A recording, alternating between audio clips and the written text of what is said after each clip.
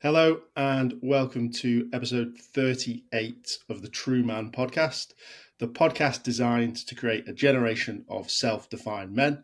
Today, I'm joined by Scott Clover. Scott, thank you so much for being with me today. Hi, thanks for having me. And as always, Scott, I'm going to start with arguably the hardest question on the planet. Scott, in your own words, what makes you a man? What makes me a man? I guess you probably ask all your guests this question. It's an amalgam.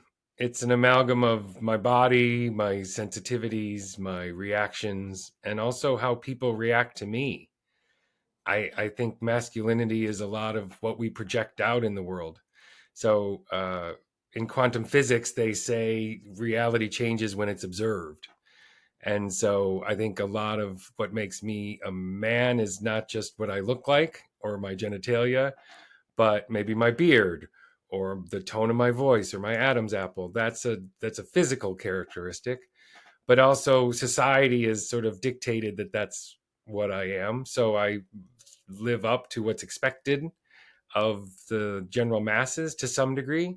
And then in my case, I veer off from that in different contingencies, depending on who's perceiving it.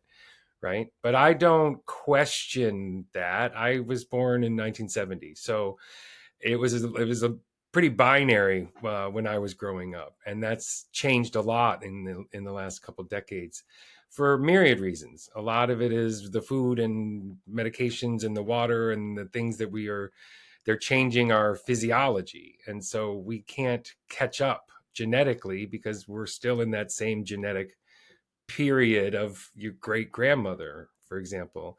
So, the egg that made you was in your grandmother. So there's no way to change that genetic coding very quickly. But yet all the chemicals and the radiation and the EMFs and the polyesters and the things that we put on our bodies change how our genes express themselves. So what makes me a man? As I said, it's an amalgam of all of those things. It's a question I ask all my guests because I think it's a question that should be asked. You like you say, you're born in the 70s. It wasn't asked, and I think we're of an age now where it's okay to ask, and I think it's really important to ask because it's changed from, like you say, that binary response of what it was into something new and something interesting. So a little bit of a segue and a little bit of a story behind me and Scott. So Scott, I asked to come on the podcast, and he suggested that we do a session before I did the podcast with him. But I'm going to let him explain a little bit more about what it is he does, and then we can sort of go into a bit more depth of how that happened and how it works, essentially. So, Scott, what is it that you do? So I'm an intuitive energy healer, which means I see and sense energy patterns.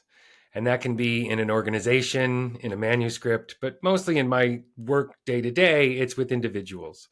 And that energy frequencies or patterns can exist from their generational background, their genetics, their epigenetics, means what's happened to them since birth.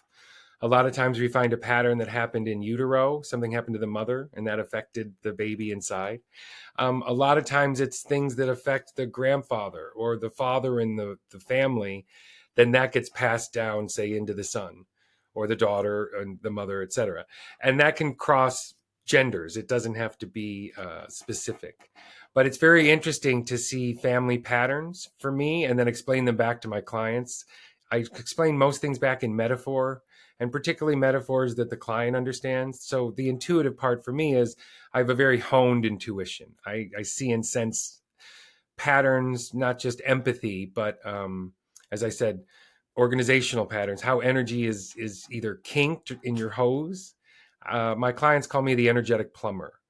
So I generally can see and sense where in the body you might have coagulated energy or a story that's built up. And most of the stories that I help people deal with are before the age of 7, because after the age of 7, the subconscious is fully formed.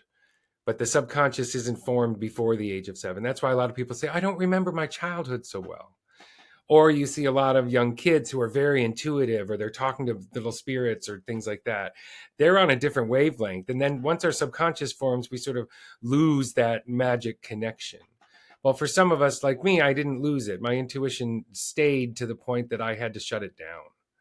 And so I was very intuitive as a kid, and I shut that down in middle school because I didn't want to be weird and different. And then it came back to me in midlife with a vengeance, and I couldn't deny it anymore. So once I realized I had these abilities, I studied and went to different workshops and classes and met with experts and had several mentors to try and figure out how I could best utilize it to help people. And so in my case, I'm an intuitive energy healer because I see and sense patterns in people, and then I explain them back to the person dealing. And then on my level, I use somatic exercises, ways you feel into your own body and feel maybe aligned or not aligned in your body. And I can help you find those places and then alleviate those for you. Meaning I don't do the work, you do the work. I'm just the librarian. I'll guide you to what needs to be done and then guide you to how to do it, but you're going to ultimately do it. A lot of like spiritual healers or people like that impress energy onto people. That's generally not my go-to. That may happen very infrequently, but generally I'm the observer and the guide because I find it more effective for the individual to understand their pattern and heal themselves. If it's healed by someone else, it's more likely to come back.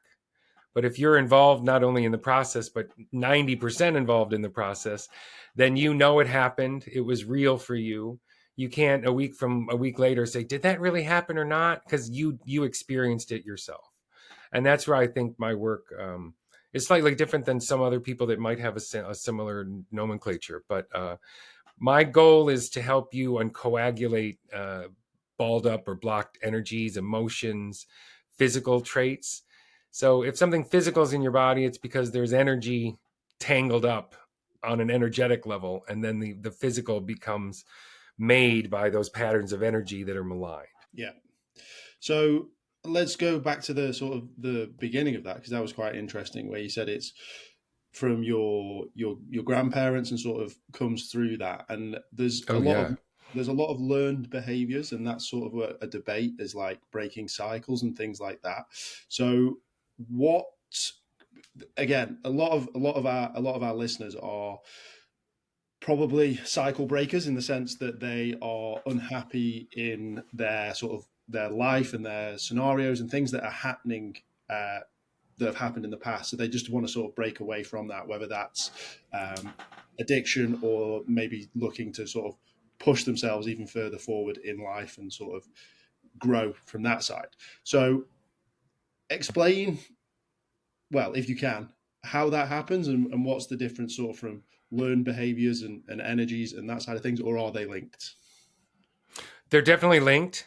Patterns are passed down generationally through families, through societies or communities.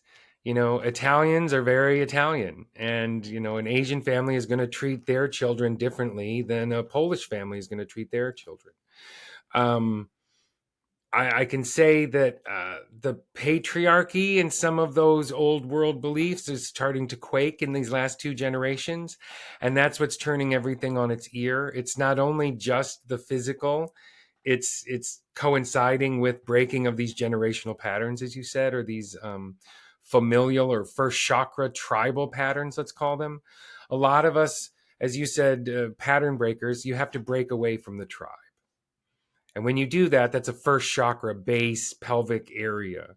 Once you do that, it goes up into your genitals and then up into your power center and then up into your communication center, which is your throat.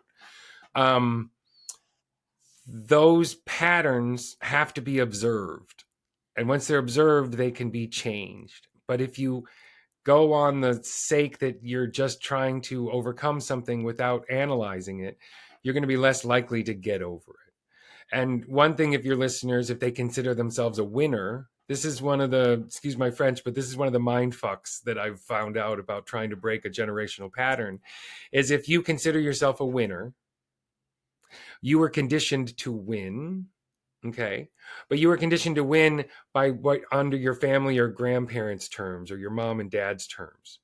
So to become a pattern breaker, as you said, you have to fail. You have to fail at what was expected of you. You have to fail at what was told to you to succeed at between the ages of 1 and 7. You have to abandon that so you can win at being yourself.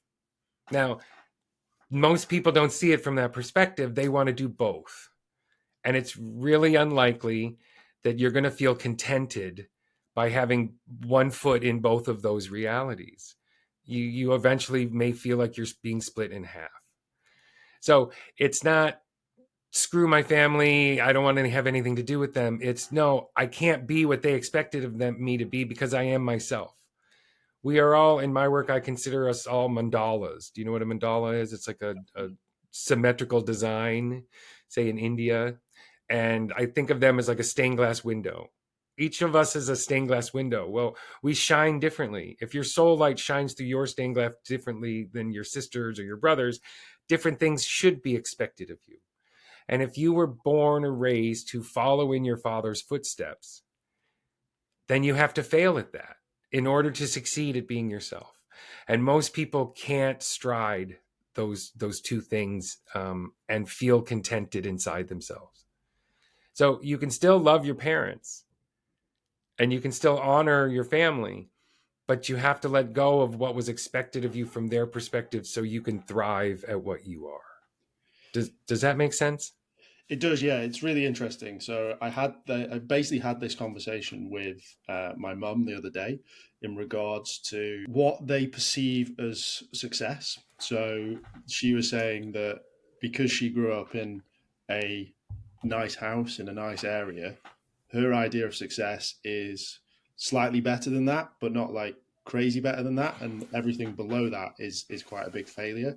And I think with the growth of the internet and this sort of stuff, she's probably the last generation where it's just you just sort of followed on from your parents' footsteps, whereas now it's a lot Exactly. more common to sort of to break away. But it was, yeah, it was an interesting conversation that it was like success to me is literally just one step up. Like they, for argument's sake, they lived in a semi-detached. I have to live in a detached. They had one car. I need two. It's only one step, and that was what she would see as success. And the reason that we had this conversation was because my uncle had just bought a house, but it's a great house and it's all these things, but it wasn't perceived as success to him because it wasn't better than his parents, which is literally what you're saying. It's like you have to fail to break free. Um, but I guess that's the hard bit, right? Because a lot of people sit in that failure. So what would you suggest to people listening as the next step? So you can fail, but a lot of people sit in that, and that's where I guess depression and those sort of things sort of Mm-hmm. manifest and grow. So what's the next step for people once they've essentially failed? One of the main things I learned from my mentor is accept existing realities. If you can look at your reality and accept it for what it is, your situation for what it is, then you can change it. If you wish or want it or need it to be different, it's going to be needed and wanted to be different continually. So accept the existing reality. Have a real nice mirror look chat with yourself, with your friends, however you need to face what's going on with you or where you came from or who you are inside. And that's how you express yourself. Do the clothes you wear, are they expressive of the kids you grew up around and that became your style because it was their style? And now that you're in your 20s, 30s, 40s, do you not wear a certain color because it was perceived of this or that, or a team that you're into or not into? Like, how do you express yourself? And if you take away the judgment from other people and start accepting your reality for who and what you are, then you're able to change it. So one of the cornerstones of my work is accepting the existing reality. And the second part is joy and judgment can't live in the same moment. So that example of, oh, I bought a house that's 25 square meters less than my uncle. And so now that's a judgment that you just imposed on yourself. And now you can't enjoy the joy of your house, even though it has a better view or a better deck, or it's 15 minutes closer to work. Find the joy in what you've experienced or what you're putting your energy into. If you look at your life through the lens of other people, that's judgment. When you are judging yourself or feeling judged by others or allowing other people to judge you, that ratchets up your nervous system. So a lot of children today and young adults are having ratcheted up nervous systems for no reason at all except they're checking their phones. Well, on their phones is that girl with bigger boobs or that guy with bigger calves or that dude with a Lambo. I see that guy on the things. I just want to oh my God. Like, that is a judgment. He gets in that car and feels judged. And so he's not in alignment with who he truly is, right? It's judging yourself by the perception of others. And that our society is eroding us away as individuals. At the same time that we're leaving a tribal community and becoming individualistic, meaning a lot of these families you've heard of, my great grandmother had 12 brothers and sisters or 8 brothers and sisters, or these Catholic families or different families that, had broods of children. That's because they had a farm and they needed those kids to work on the farm. Or they had a leather shop and they needed their kids to help in the leather shop or the bakery or whatever it was. Well, now we don't live our lives that way. So we no longer have a family tribal community. So where the individual is coming out and the family unit is eroding because we don't eat dinner together and you don't pack animal the way we used to as tribal families, if you will. So that's changing, as I said, all in the matter of a couple of decades.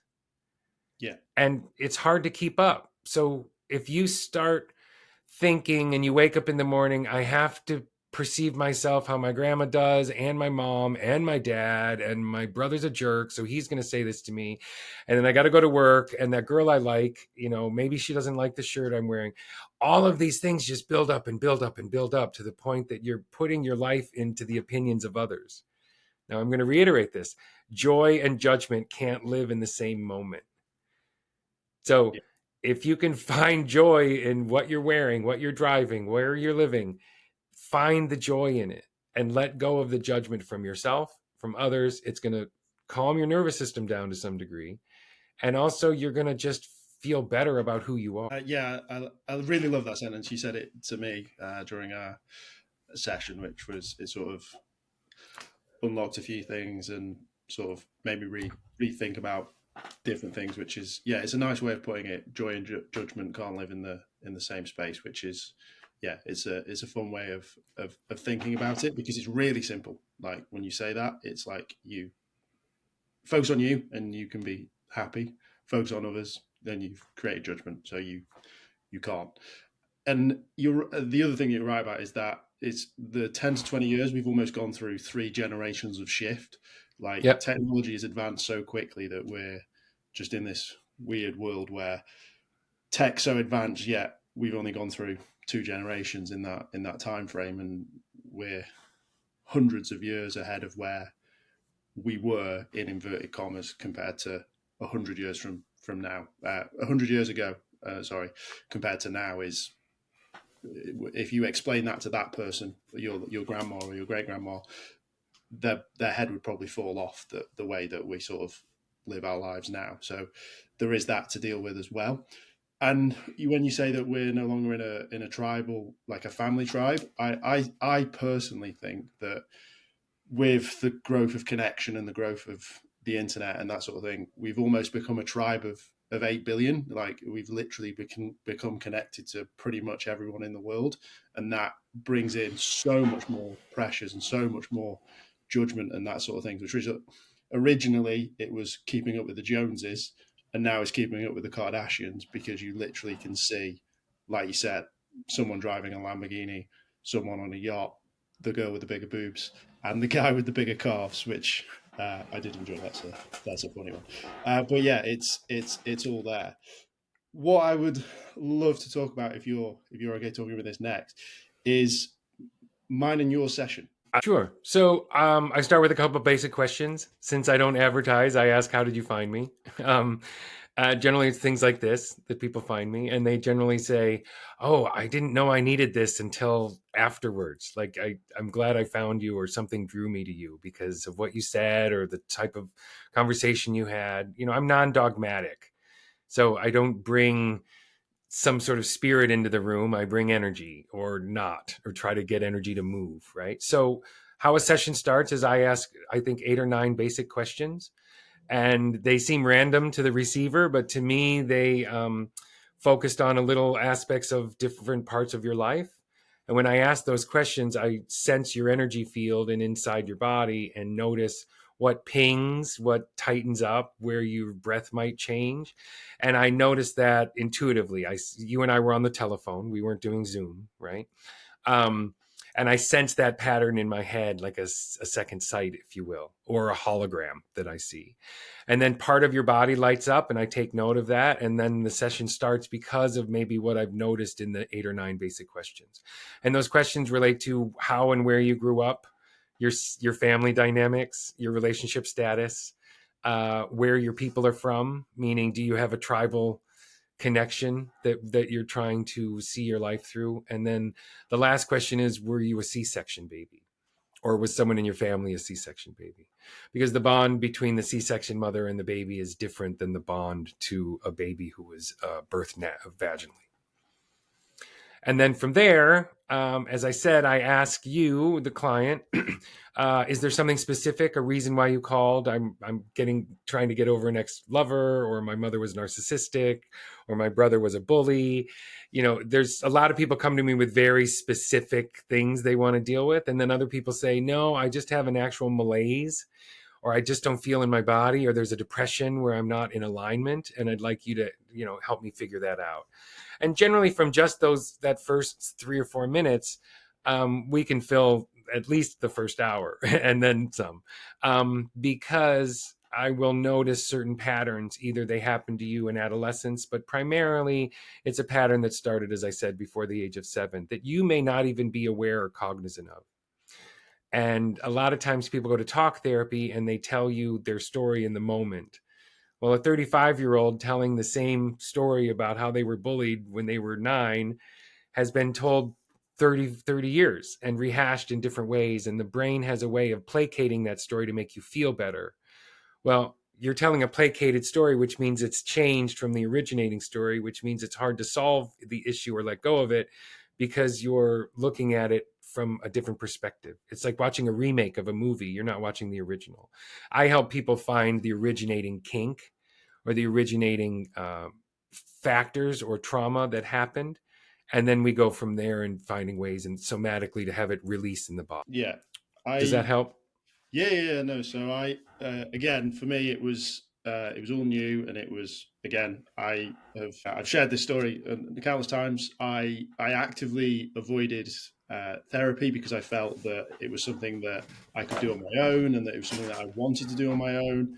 And I have now gone through all this, and therapy is something that I consider and talk about to myself, but still haven't sort of taken the plunge. But what I did find, and what I sort of enjoyed about it, was that it was it was different, which I think is something that's really important, because, like you say, talking therapy and that sort of thing is what's talked about and is given as an option, whereas this was something different. But also, as a man, and something that I've found for a lot of men, is that we like to do. We like to find our own solutions, and we like to not necessarily pretend, but we like to come up with the solution. And I think with talking with you and doing that session, it was very much geared towards doing something, and rather than just talking about it, which is traditional talking therapy, right? So that was what I found that was both different and sort of enjoyable about it, shall we say. Yeah, and what aspect did you find about it, like somatically? Somatics is the other offshoot of my work, and that's where the intuitive side and the somatic side merge in the work. Is, what did you see or sense in your body, for Yeah, example? I mean, you can feel things happening. You can feel yourself. Well, say I. He's going again. He's got me going again. I felt like it was that there was something was happening, and you could tell when I was maybe fighting a response, and sort of that you could see yourself unlocking it. And there's levels to this, right? So you can believe in it full heartedly, and you can go, this is what I truly believe is happening. I truly believe that there's all of this energy being manipulated and moved around, or you can look at it from a very base level, which is just, I'm talking through this and I can tell when I'm not fully truthful with myself, because and because you're in that immersive space and you're forced to do it, you can tell, like, you can tell when you're twisting things and changing things. Mm-hmm. So whether it's you want to go full believer in that side of things, or you want to look at it from a more pragmatic point of view, I think both have space and both have truth to them. And yeah, like I felt that there was conversation that I hadn't had with myself for a while, and it was good to have. But I think what was really important, and why I would suggest potentially considering it or potentially looking at something similar, is the conversation didn't end. It wasn't just a case of let's sit in it. It was a conversation of like, what are we doing? And there was an active sort of bit in the middle that I don't know if you want to talk about, Scott, where I was essentially coughing out the energy. Now, for some people, you might be like, "You're a crazy fool. What are you doing, coughing in your own bedroom for on command of a man on the other end of a phone?" But again, it's that putting yourself in that position and actually moving things up and having that self conversation, but actively doing something about it, which makes it better, essentially. Yes, and the coughing in your case, it was located in a certain part of your body, and so it wanted to be released. The easiest way to release it was out your mouth, right? Yes. Some people release energy, they transmute it, they shift it, and we send it into the sun. It really has a lot to do with how it got trapped in your body. Was it a physical trauma? Was it an emotional trauma? Was it a tribal trauma? Was it something your family instilled in you? Or was it something you asked for when you were a kid for safety or protection, that as you grew out of it, it stayed the same? And so that becomes adversarial over time, because you've got a little pockets of your inner child running around your body wreaking havoc on a man. There's a lot of that goes around. So people might think of them as demons in some ideologies or faiths or religions. I see them more as little segments of your subconscious that split off to protect you, that over time just sort of rotted. You got forgotten about. If you put a cookie in your laundry and you leave it there for a year, something's going to be bad about it, right? So if you leave a little section of your subconscious to protect you at 4, 5, 6, 7, even 9, 10, and it breaks off and stays there, it doesn't grow up, but you grew up around it. And so it can rear its head and make you seem or feel childish, even though it's happening to the man that you are, and you have no explanation of what just happened. It's because it wasn't resolved, or it hadn't grown up. Or a lot of my work is explaining to clients that if something didn't exist in your household, you have to, as an adult, teach it to yourself. So if your family didn't have self-worth, or a connection to money that was fruitful, or whatever you feel like one of your dinks or one of your kinked hoses is, if you look at the existing reality and you say, wow, my mom and dad didn't have that, that means you didn't learn it in your house. It's not you let the muscle atrophy, it's you never had the muscle in the first place. So you have to build it. You have to recognize and be honest with who you are and where you came from, and say, wow, my parents didn't understand gratitude. And so now you feel like you're a selfish prick. But deep down, you're not. It's just you forgot. It's not that you didn't forget how to connect to gratitude. It's just it was never presented to you as an option. So if you learn gratitude as an adult, or any facet of emotional stability, if you look and say, my grandpa didn't have that, my father didn't have that, my brother didn't have that, if none of the men in your family had spines, and you grow a spine, you're going to be different from them, and they're going to somehow cast you out, right? Not maybe physically, but they're going to energetically separate you because you're breaking away from the pattern. But also, you have to grow the spine yourself. That's a bit of a stretch, but every family is not, 100%. Every parent is not a complete person, just the way we aren't yet. Yeah. So expecting more from your parents than they were capable of is a real downer, and it'll keep you down. But if you accept the existing reality and say, wow, my parents weren't capable, or my grandmother was so awful that it made my mom, self-loathe. Yeah. That if your grandma was such a bitch that your mother has no self-worth, then you're going to have to teach it to yourself, or your uncle, to your father, whatever it is. Yeah. The patterns come from both parents. But It's if there's, go ahead. no, I was going to say it's such a truth, like it's such a dynamic, and you see a lot of people and like history repeating itself and these sort of things. And yeah, I think there's a skill to it, right? Like being able to teach yourself these things. Where do you think that comes from? Where do you think that drive comes from, or is it just purely intuition and these sort of things? What's your take on that? Well, I mean, I like talking about intuition because it's my job. I mean, I use it for my job, but also I help my clients touch and expand and understand their intuition. A lot of my clients pick up too much. I can tell you, in my family, my grandfather had it and my father had it. My grandfather drank from the minute he woke up to the minute he went to sleep because it just wasn't talked or accepted. And he must have been hearing a whole bunch of crazy shit. And my dad in the 80s had to go on nerve pills. I don't know what they're called back then, but that was almost unheard of back then because he was picking up and oversensitized. And when I realized it was happening to me, I thought, well, that is not the route I want to go. I want to figure this out for myself and channel it into a way that helps people. And that's what I'm doing now.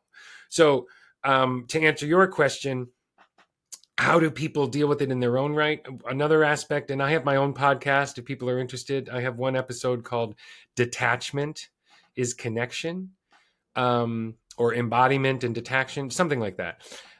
So one of the things I teach about is detachment is connection. And yes, that sounds oxymoronic. But what I mean is, if you detach more and more from the ideologies and principles that sort of maligned you or made you malleable as a kid, and your clay formed on the imposition of others, what we call conditioned thinking, societal beliefs, peer pressure, principles of schools, universities, things like that, religion, that's conditioned thinking. And when that impresses you and confines you into molding yourself into something, and you let that go, then you can expand to be who you really are from the inside.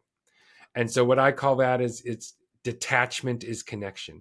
Detaching from the belief system that you had to be this, that, and the other thing, or a certain thing to be successful or to fit in, when all you really sort of yearn for is to just be yourself. So I've been teaching authenticity since like the mid 90s, I think, in college. And authenticity has changed a lot. And what I like now is, not only do I help people find what authenticity is, but we can guide people to aligning with their authenticity. Telling the truth is great, but acting on it is even better, right? Yeah. So if you let go of some of these stories that created parts of you that you don't like, then you have a chance to sort of embolden and embellish the parts that exist. And for a lot of men now, that's a verging of sexuality. What does sexuality mean? Right? Not just to you, but your partner. And I can tell you, we mentioned at the beginning, I was born in 1970. All my friends growing up, and my girlfriends and friends, like female friends in high school, they were taught, society taught them that sex was done to them. And so now all of a sudden they're 30 and they have a vibrator and they want to enjoy sex. And then they say to you, I want to be touched a certain way. And you're like, well, that's not the way I grew up. And then it throws a kink in the whole thing. So it's about detaching from what maybe your peers thought or porn thinks of sex, and how does your body want to respond? And then saying to your partner, how do you want to be touched? And asking them, not as opposed to how do I want to, the male side, how do I want to penetrate you? We are all masculine and feminine energies. The yin yang symbol is iconic for a reason. It's because it's everywhere. We all have masculine and feminine energies inside of us. Now, is that genitals? No, it's giving and receiving. Masculine is more the right side of our body. What are we putting out in the world? And the left side is more, what are we receiving?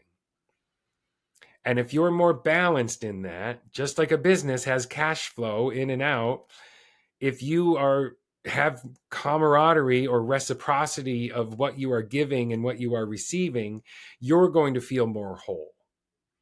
And that's just in your own mind, not being perceived of by anyone else, or in your own bedroom with your partner. If there's open communication there, then that creates trust. And then you can have more, I guess, intimacy, which is another word that sort of men shy away from because it seems emasculating. As opposed to saying to your girlfriend, hey, I really like being touched this way, or show her how you masturbate because that really is, you know how to do it. So it's really about just reciprocity of our energies, and what Yeah, are you giving and what are you receiving? Does that make sense? it does. Yeah, and I guess sort of the next thing I want to talk about is, say someone's listening to this and they sort of go, yeah, I might try something like this. What is there an exercise or something that they can sort of start to think about or talk about? Oh, What's the sort of intro to this? What is something that someone can do at home to make them sort of get involved with this? breathe into your pelvis. Spend 90 seconds breathing into your perineum, which is, the colloquial expression is your taint, but your perineum is your pelvic floor. Try to see if you can get the energy or the breath all the way down through your body. And if it stops at your diaphragm, or it stops in your abdomen, or it stops, above your pelvis, you know that there's some sort of contractive energy there. Well, there's a story there. Can you figure out on your own what that story is? Great. If you can't, go find someone and ask for help.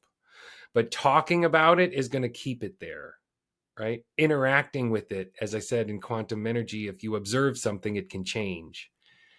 If you just talk about it, it can't change as much as interacting or observing it. And then, as I said, somatics is a buzzword now.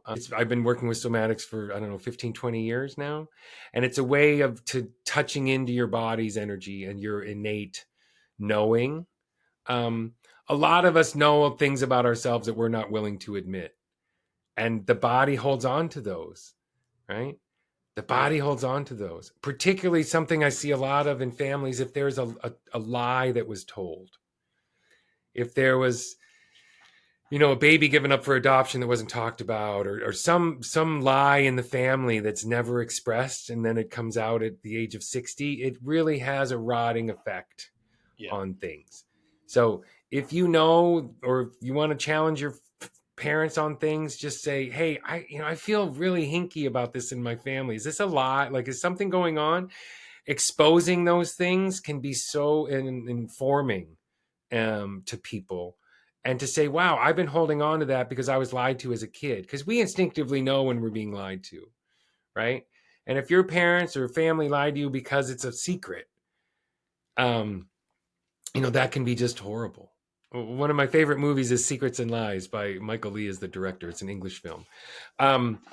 Mike Lee, sorry. It's a prime example of keeping stuff in and seeing how that ultimately rots the organism. And that can be in your family tribe or just inside yourself. If you're misaligned or lying to yourself about something or wanting something that's unattainable, then it's going to cause a disconnect, and not in a good way. What I was talking about is, disassociating from things, not in a disassociating from the brain, but disconnecting to connect to yourself. Okay. It's definitely food for thought. I think it's probably not for everyone. I think it's something that you've really got to think about and want to try. But I think there is a lot of benefits to it, and there are a lot of things for me that I think are better than talking therapy from my understanding of talking therapy, because it just to generalize again, it's like that core of masculinity is wanting to do and wanting to solve. It's very sort of that side of things, which I think is really, really quite useful. So yeah, for me, it was an interesting experiment. It was good fun. I personally got something out of it.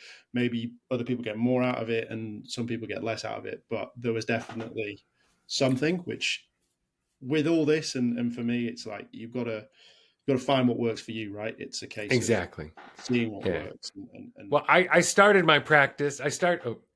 no, I couldn't hear you. I started my practice in Manhattan. So I had a bunch of cynical New Yorkers coming and sitting with me. What is this? What are you going to do to me? Is this voodoo magic crap? What is going on here? And it really is. It's your experience. I read your energy back to you so you can understand it on a human level and then deal with it and find out where your kinks are and unkink them and let the energy in those hoses flow a little freer. That can be men with ED. That can be emotional issues. That can be you had a really horrible mother and you know it. One thing is really hard to accept for us is how bad our parents were. Now, we're not blaming them at this point because that's going to hurt the whole process, but acknowledging that they were bad and they were probably bad because their parents were bad, then you can sort of, as I said, detach from that story and start creating your own. It's an interesting point of view, and that's why I offered the session, because my work is somewhat ineffable. It's hard to describe. I can't just put this on my website and say, oh, you're going to cough energy up that's been stuck there since you were 9 because something happened to you. That's a bit hard to describe. So it really does come from people who have experienced it to be able to talk about it. And I appreciate you being so open about it. Yeah, it'd have been a different podcast if you were just telling me that. I'd have just been like, what's this guy on about? But no, it was, like, genuinely, I definitely got something out of it, which is the main thing, right? It's a good starting point. So, well, can you be a little more specific? Like, what did you get out of it? Because I don't like to. My work is hard to describe. So if you can describe it better than I can, because you had the experience, I was just observing it. Yeah. So like I felt something. I felt movement. We asked some strange questions that you probably don't think about at all, and it was like you have to answer it. It was like one of those sort of things, just answer the questions. As you asked me, we were looking for this energy, and we found it through just answering questions. And one of the questions was, when did it appear? And I was like 15, and I was like, where did that come from? Like I had no idea where the age of 15 had come from. And after it, I thought about it and sort of thought about it, and it gave me a rough idea and sort of an understanding of why that age popped up and stuff like that, which was interesting. But again, it was just, for me, it was just talking in a different way. It was a way of essentially having therapy without having therapy, because it wasn't deep in the sense that we weren't going, and how did that make you feel? And like, exactly. It was just a case of this. It was very factual, like this to this, and then in theory doing something about it. Obviously, that's an action within the session. The real work starts after, and you then obviously have to talk to yourself properly and have more conversations or do more sessions with Scott and sort of continue to build on that. I'm not going to be cured from one session, shall we say. But yeah, it was, you can feel stuff, which is good. Like you want that sort of response, don't you, when you're doing something? Yeah, it's definitely a corporeal feeling as well. The somatics definitely play into it. Your pattern is explained back to you, but your body definitely responds when we do the work. I had a man just last week. He said, I'm feeling this, lack of power in myself, and I can't figure out why. And I said, oh, it's in your brain. And we did this energy thing about his brain and what the tightness that was feeling around his brain. And he said, I've noticed that on several levels, but I never, paid too much attention to it. Well, I said, what happened to you when you were 5? Did you change schools? Did you move across town when you were 5? Once again, my intuition sees that kink in your timeline. And he said, oh, yeah, we did move when we were 5. Moving when you're a child is a big factor because generally the child isn't brought into this situation. It's just done to them. Yeah. And so their power is taken away. So he had this situation, I think it was at work, where he felt like his power was being taken away. And this thing happened to his brain repeatedly. We traced it back to when his parents uprooted him and moved him to a different neighborhood where the school was different and his friends weren't the same and the yard was different. And he felt like his power was taken away. And now every time his power is taken away on some level, that pattern repeats itself to some degree or lets itself be known. And so we found it just within a matter of minutes because, that's the beauty of working with somebody who's an intuitive. I don't need the whole story. It really is, how is your body affected? And then let's find out why. Yeah. And that can happen fairly quickly, as you said, and then resolve it too. Now that resolution, as you said, creates other energy moving through your body differently. So it is to some degree about an upticking, but you really do want to observe yourself afterwards, as you said. I really liked that you said that. Yeah. So if people have loved what they've heard, Scott, and they want to find you or find more about you, where's the best place to find you? My website is scottclover.com, my name. There's testimonials on there, different aspects of what I do. And then my podcast, if you're interested in intuition and healing, is called the Intuitive Energy Podcast. And that's on all the... Scott, thank you so much for your time. It's greatly appreciated. And thanks for being guest number 38 on the TRUUMAN. I'm honored, Lewis. Thank you for your openness about this. This isn't always easy to talk about. So I'm glad that you offered yourself up like this. I think it's testimonial of what you're trying to put out in the world. And that's why I was happy you asked me to be involved with it, because I think it's important what you're doing. Tribe. I just want to finish up with this. Tribe is so important, and it's something we've lost. And as I said, we're becoming individuals now, but that individual still needs a tribe. You still need a gang. You still need your mates. You still need your posse, whatever you want to call it. Healing does happen in community, being seen by others, either authentically or the way you want to present yourself so you can change, is important. So try to go to that meetup or meet your friends up if they ask you. Try to not stay home on that one night you want to, because community does affect us favorably for the most part. And that sense of tribe can build up that lower body energy, as we talked about. So thanks again for having me on. Amazing. Thank you.